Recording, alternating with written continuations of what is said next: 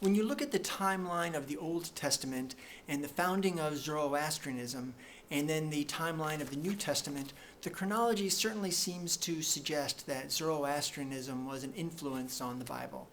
The oldest books of the Old Testament date back to around the 1200s BC, and in those books we find nothing about virgin births or Judgment Day or heaven and hell or a demonic god.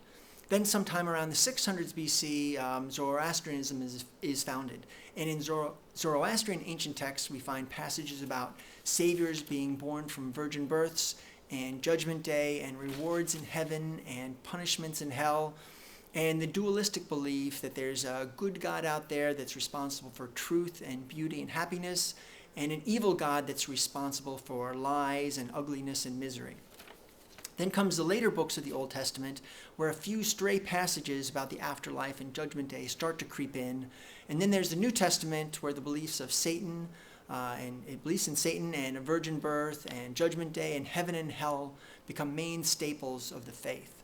Now, the Zoroastrian versions of these ideas are far from identical to what we find in the Bible. But the themes are similar enough that many books will point to Zoroastrianism as something that influenced the Bible's authors. And my own book, that is Dialogue with the Christian Proselytizer, picked up on this as well.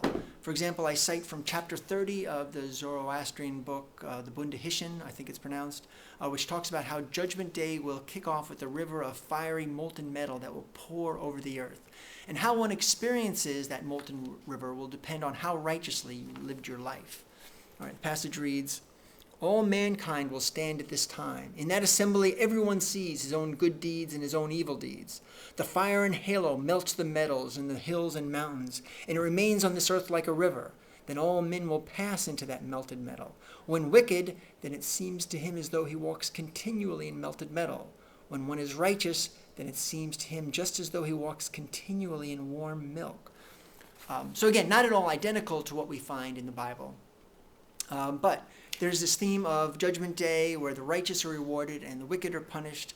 And this is an idea we don't find in the early books of the Old Testament. And the concept starts to appear in the latest books of the Old Testament, and it becomes full-blown in the New Testament. Now, the problem with the claim that Zoroastrianism influenced the Bible, however, is that most of the Zoroastrian passages that date back to the pre-Christian era have been lost. It turns out that the time period in which the Zoroastrian scriptures were written is even longer than the Bible's time period. The earliest Zoroastrian scriptures go back to the 600s BC, or arguably even earlier, and the most recent date to the 12th century AD. And it turns out that the passages that I was most interested in, those about virgin births and Judgment Day and heaven and hell, were actually written in the post-Christian centuries. Now, the later Zoroastrian scriptures were supposedly based on the earlier ones, the ones that predate Christianity. So it's possible that the New Testament authors really were influenced by Zoroastrianism. But it's also possible, the reverse is possible, that is. Zoroastrian may have been influenced by the New Testament. Or maybe they both influenced each other. Zoroastrianism had ideas that the New Testament authors took in a different direction, and then Zoroastrian authors picked up on the Christian version and took them in yet another direction.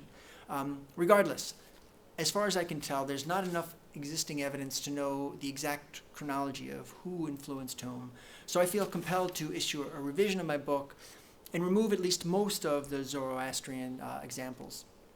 And I'd like to thank the YouTuber Nayant, I'm not sure how to pronounce his name, Naiant, for this. He's the first one who brought this subject to my attention.